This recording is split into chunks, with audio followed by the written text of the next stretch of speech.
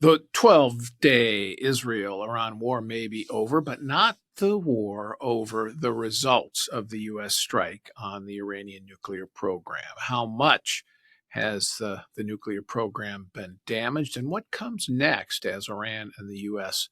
prepare for some negotiations over how to strike a peace agreement? Also, NATO agrees to Donald Trump's demand that the Allies spend 5% of their gross domestic product on defense. From the opinion pages of the Wall Street Journal, this is Potomac Watch. Welcome to Potomac Watch. I'm Paul Gigot of the Wall Street Journal opinion page, and I'm here with Kate Batchelder-Odell and Elliot Kaufman. Welcome to you both. So it's been a big 2 weeks for American foreign policy and the Trump presidency. First, let's talk about the debate over the battle damage assessment at Iran's nuclear sites. 3 of them were struck, of course, on Saturday by U.S. bombs and cruise missiles. But the leak of a Defense Intelligence Agency assessment said the program has only been set back by a few months.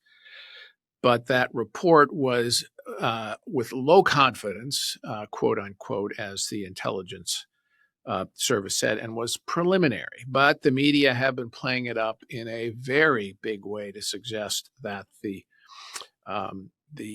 strikes were not a military success. And the Trump administration pushing back very hard. Let's listen to Defense Secretary Pete Hegseth today at the Pentagon. And when you leak a portion of an intelligence assessment, but just a little portion that makes it seem like maybe the strike wasn't effective, then you start a news cycle, whether it's the Washington Post or Fox News or CNN or MSNBC. You start a news cycle that starts to call into question the efficacy. No, that's why. So you bring the chairman here, who's not involved in politics. He doesn't do politics. That's my lane to understand and translate and talk about those types of things. So I can use the word obliterated. He could use defeat, destroyed, assess, all of those things. But ultimately, we're here to clarify what these weapons are capable of, which anyone with, two eyes, some ears, and a brain can recognize that kind of firepower with that specificity at that location and others is going to have a devastating effect. Well, the chairman he's referring to is the chairman of the Joint Chiefs of Staff, General Dan Kane, who was also at the press conference. So, Elliot, who's right in this debate over the battle damage assessment? Well, first of all, I think you're seeing exactly why Pete Hegseth was picked for that job, because he can go like that and take it to the press. Other questions exist, but on that one, there's no doubt. He's a pro on that score. That's right. So now we have this argument, and it is between U.S. intelligence agencies. You have the DIA disagreeing with the CIA on this. You have the IAEA disagreeing with Iran on this. Iranian officials themselves disagreeing. And then, of course, you have Israeli intelligence versus American intelligence writ large. And so it's very fascinating to see how the conversation about this has balkanized and has been politicized so much and so quickly, with everyone choosing their own preferred source of information. And I would note that the same people who, before a U.S. strike, assured us that, in fact, Iran was not close to a nuclear weapon, and that was just Trump administration spin in some way, President Trump's spin specifically, now tell us that, no, Iran is very close. It hasn't been affected, even by major destruction to nuclear enrichment sites, weaponization sites, and nuclear scientists as well. So the IAEA being the International Atomic Energy Agency, whose inspectors have been longtime analysts of the nuclear program in Iran and visit the sites there as well. And they just actually came out with a new statement saying that the centrifuges at Fordo have been eliminated, destroyed. before we get into the politics of this, Kate, I want to elaborate a little bit more on the actual substance of the debate. We published a piece today by an analysis by David Albright and Spencer Faragasso of the Institute for Science and International Security with their assessment of the damage. And I've been following David Albright on the Iranian nuclear program for decades. And he's a very careful analyst. He tells it straight, in my experience, good or bad, either, no matter what the truth is, as he sees it. And I think it's significant that in the excerpts of their analysis that we published, he basically said that the attacks have effectively destroyed Iran's program. And he goes through chapter and verse on the 3 sites that were struck: Fordo, Natanz, I guess, and Isfahan.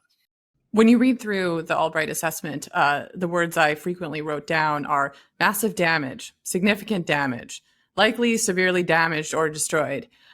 Those are used multiple times throughout the report.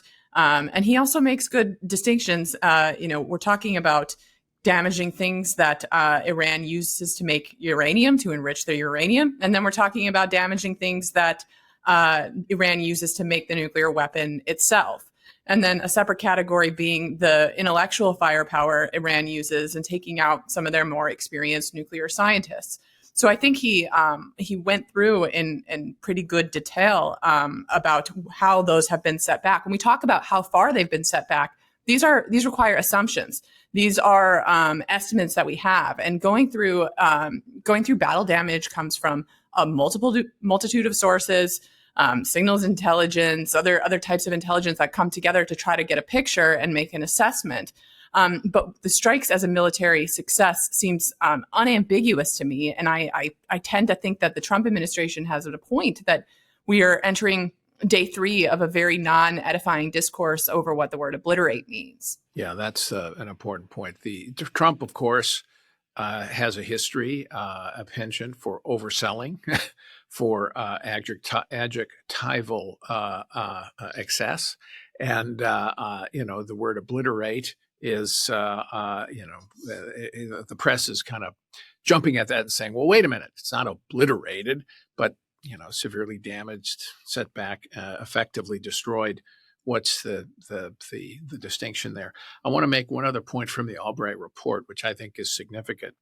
Points out that the attack on the Arak, A-R-A-K, heavy water reactor has likely destroyed the reactor, eliminating a potential future source of plutonium that could be used in nuclear weapons. This is significant. This was not struck by the United States. This was struck by Israel.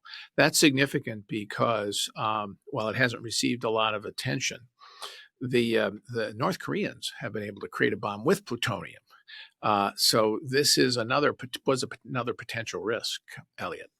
Yep, and closes off another potential pathway. And so anytime you can do that, I think it's highly significant. And talking to American sources, including a senior White House official, Israeli sources, senior officials there, you don't hear talk about months. You hear talk about years, 2 years, and so forth. But I think it's also important to recognize what that means. It means 2 years if Iran could act unimpeded, rebuild everything unimpeded. And I think it's highly important on that score that President Trump, when asked, would you stop Iran, bomb it once again if it tried rebuilding all of this, he said, sure. And I think he should say that again, and even more clearly. The debate over the political narrative here is part of this. The Trump administration pushing back so hard, and as it often does, trying to hit back in particular at the press. Let's listen to Pete Hegseth again go after the media. Because you, and I mean specifically you, the press, specifically you, the press corps, because you cheer against Trump so hard. It's like in your DNA and in your blood to cheer against Trump. because you want him not to be successful so bad, you have to cheer against the efficacy of these strikes. You have to hope maybe they weren't effective. Maybe the way the Trump administration has represented them isn't true. So let's take half-truths, spun information, leaked information, and then spin it. Spin it in every way we can to try to cause doubt and manipulate the public mind over whether or not our brave pilots were successful. Well, that's the equivalent of dropping a 30,000-pound bomb on the press corps, Kate. I mean, I think it's overkill. I mean, what the Times and the CNN did was report. It was a story. Did they hype the story, overplay it because it was such a low confidence report, a preliminary report, DIA leak, incomplete information? We have 17 intelligence agencies, I think the last count. DIA is just one of them. And so it was a snippet. It was preliminary. The press did run with it too much. There's no question about it. On the other hand, was it a story? Yeah, I think it was probably a story that should have been reported. One other thing that hasn't gotten a lot of attention, we get a little bit, is whether or not Iran was able to steal away before the bombings some enriched uranium. And there's still a question outstanding about whether that happened. There is, right? There's been a lot of discussion over these trucks that mysteriously appeared outside of the site. Though an interesting little tidbit from the Albright assessment was that he found intriguing a possible alternative explanation, which was that the regime had instead put things in Fordo, thinking that it was more impenetrable than the rest of it, the targets that the Israelis were going after, and that maybe the Americans wouldn't strike it. So again, it is something of a semantic debate about whether, did Iran retain anything at all that they could someday use to try to restart this program? I think the answer to that is yes, but it's not an argument for doing nothing, and it's certainly not an argument that the B-2 strikes were unsuccessful. The one quick thing I'd add too from this press conference, I thought clearly the Trump administration is relishing this fight with the media a little bit, even though they're complaining about it. But I thought the one thing that really was a public service from that Pentagon press conference was talking about the Americans in nondescript agencies like the Defense Threat Reduction Agency, who have been watching Fordo for 15 years, who have been looking exactly what's going on there. What are the Iranians building? What are they putting under there? What do the electrical systems look like? And have been doing that to no public acclaim to develop a weapon so the United States could have an ability to conduct this strike. So it's just a testament to how much work every day it takes to protect the United States. And I thought that was valuable in this larger media fight. Yeah, the Brett McGurk, who was an official, American official now not in government, but had served across multiple administrations, has made the point that this strike scenario was being planned for a very long time. And what's really interesting is, Kate, the B-2 holes that you can see from the air where the bombs entered, not the B-2 holes, but the 30,000-pound bound holes seem to be was asserted by the administration to be exactly where they had targeted, where they needed to be for maximum impact. Well, the president said at the NATO conference, I think he was referring narrowly to Tomahawk missiles, but said that everything came within 9 inches of its target from being shot 400 miles away. I mean, that's a pretty stunning success. It also, one point I've been making is too that the bomber force and its ability to generate power like this is a really valuable asset for the United States. One of my longer concerns about this rah-rah moment we're having about how much of a military power we are is that we are relying on 19 B-2 bombers to conduct these strikes. And I don't think we've ever had as many airborne as we did in this strike. And we'd struggle to do it for days and days over and over again. So I view this as a real teaching moment about the enduring value of the U.S. military, but also just the changing nature of some of the threats we're going to have to face and the mix of stuff we'll need to deal with it. Yeah, the when I was writing about the B-2 development way back when, the controversy over developing it because it became very costly. The the um, the big the big selling points for the B-2 were stealth, but also big payload. You can carry some real dangerous weapons, and also long range. You can travel a long way, and all of those were on display in this mission. Elliot, as we go from here, Steve Witkoff, the president's negotiator, may be going to the Middle East to meet with the Iranians as early as next week. What's on his agenda? Well, he wants to come to a deal, and I think he will probably need more backing from this, more backing on this from President Trump than he has had so far, because President Trump, asked about it, didn't seem so sure that he needs a deal. But if we're looking forward, whatever nuclear material was not hit got away. Mm-hmm. America has an interest in wrapping that up, in having IAEA inspectors on the ground verifying its removal or its elimination. That's number one. Moving forward, you have other objectives in terms of changing the Iranian regime's capabilities, missile capabilities. Does it need to be able to have the largest mid-range, long-range ballistic missile program in the region so that it can menace countries so far away from it? And then also its intentions. Does it mean to continue a forever war against the US, against Israel? Does it need to continue funding proxy armies in all of these Arab countries in between Iran and Israel? All of these are on the table. And there is an opportunity here to convert some of the military achievements into more lasting political gains. I think that's what Witkoff is looking for. Yeah, your point about the president, he says kind of ambivalent things, saying, well, we don't need to worry about the Iranian nuclear program anymore. We've taken care of that. Well, actually, we have done substantial damage to it, but going forward, you don't want it to be reconstituted. You don't want to, you want to get whatever material, uranium enriched material or other things that have escaped destruction.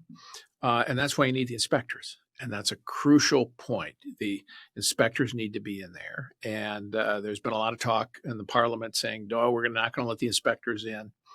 So that's got to be a crucial point. The other one is this point about intention, which is, will the Iranian regime say, we no longer want to wipe Israel off the face of the map? Are we willing to say Israel has a right to exist? Because what Israel feared, and certainly what we feared, was that they were building a nuclear weapon to wipe it off the face of the earth, as they had said they want to do. So will Iran commit to that? That seems to me a test, one test of whether or not this episode, this 12-day war, has really made an impact on Iran, Elliot. And those tests can provide Trump with useful information. If Iran will not allow international inspectors in, right off the bat, it has no intention of coming clean on the rest of its nuclear material infrastructure. It still wants to keep those options open. If that's so, he should know that, because it should inform everything he does afterwards in trying to not only win this war, but also win the peace that has followed it. And that includes whether or not he should be willing to lift sanctions, economic sanctions, which of course is the top priority now of the Iranian government. Get those eased so it can sell more oil and make more money. to run itself and maybe reconstitute, if it wants to, a military capability. Kate, let's turn to our other subject, which is the NATO summit this week in The Hague. Donald Trump, for the first time after NATO summit, in my experience, left in a good mood. Usually he's grousing about what happened at NATO and criticizing NATO, but this time he praised the alliance, said it was a great meeting. And I think obviously the big reason is because the allies agreed to what Trump had demanded, which is a target of 5% of GDP on defense by the date of 2035. That's up from 2% now. And the remarkable thing is that there really wasn't all that much disagreement on the point. So even though getting there from 2%, or in some cases more than that now, but getting to 5% will not be easy. No, it won't. I mean, look, I think Trump does deserve some credit for this, but I would argue too that there were two factors that really drove this real sea change. One of them was Trump and his encouragement or demands that Europe spend more, and the other was Putin and the reality of war on the European continent starting to wake up some of these countries. So it's 5% overall target by 2035, and really 3.5% of that will be dedicated to core military spending on tanks and hardware. And there's 1.5, the other percentage points can be counted with some more peripheral dense defense investment. But that's a big deal. I mean, when we've been writing editorials about NATO going to 3% for many years now, and it was often viewed as unachievable, as just something that would never happen in Europe. And so I think it is a big deal now. But Spain and some other countries, Spain is at 1.2%, I think, and is really trying to duck having to go to an actual 3.5% target, and is basically saying, we'll get back to you. Let's review these targets again, maybe a few years down the road. But just to underscore the shift on the continent, I think the NATO Secretary General Mark Rutte, when he was a prime minister, a Dutch prime minister, he was not a big defense spender, was not awake to some of these threats necessarily. And now he is out there talking, saying, my job is to make sure that we don't all end up taking Russian language courses. That's a direct quote. I mean, so I think he's a great example of just how serious Europe has started to take the threat that Putin is posing in Ukraine, but also the awakening from perhaps more mercurial ally across the Atlantic. Well, and Friedrich Merz, the new chancellor of Germany, has put in a deal with the new coalition government that will take the defense spending up to 3.5% of GDP for Germany, for heaven's sake. You know, the longtime laggard. And I would point out that let's assume Germany gets to 3.5%. That's a big economy, so they can deliver quite a bit of power with that, and a big chunk of that they would send. I think about 8 billion or so euros would be for aid to Ukraine. So that's a significant amount. But also the 3.5% figure. You know what? Who's going to have to struggle to get there? The old U.S. of A. Because we don't spend that right now. Even with the $150 billion increase that's in this budget reconciliation bill, Kate, it's not there yet. And the question in my mind is, well, I mean, and President Trump's budget proposal, which is separate from the reconciliation, but his proposal for going forward, freezes essentially spending at current levels, defense spending. So President Trump has some work to do to meet his own target. He does. I mean, a real natural position for Trump, I think now would be, look, huge success in Europe. Finally have the Europeans taking it seriously. And now that I don't think NATO is a ripoff anymore, the United States is going to throw in and continue to be the leader of the alliance that it has been, since it began. So I think right now there is an ideological discussion within his administration about the defense budget. And right now, the elements, the fiscal hawks in the White House, as well as the foreign policy, quote, restrainers, those who want to do less in the world, are prevailing. They are proposing a defense budget that is essentially flat, and they've put a bunch of potholes in it that they're going to fill with a reconciliation bill. That reconciliation bill, that budget bill, was supposed to be a big boost for defense. It was supposed to be the start of a buildup. And instead, it looks like it's just going to be a two-part defense budget that is on track closer to with what President Biden had in mind. So, the details are few, but right now what I hear on the Hill is that the White House is saying the defense budget is going to hold. And so if it holds, it's going to go down even below 3% potentially, which Pete Hegseth had said in his confirmation was very dangerous. So I'm hopeful that President Trump, I think, will get more plugged into this debate because it really is about the ideological direction of his administration and whether he is going to take after that Reagan peace through strength buildup that he ran on. Well, and takes credit for, right? He likes to say that we have the greatest military in the history of mankind. Well, you're going to have to spend some money to do it, particularly given all of the advances in the military technology and software that are waiting to be exploited, and with unmanned drones, which we need in the tens of thousands, and unmanned aircraft, which we also need. So all of those developments need to be funded if we are going to meet the dangers in the current world. All right, I'm going to leave it at there for today. Thank you, Kate O'Dell, and thank you, Elliot Kaufman, here in the studio with me. We appreciate everybody listening on Potomac Watch. We're here every day. See you tomorrow.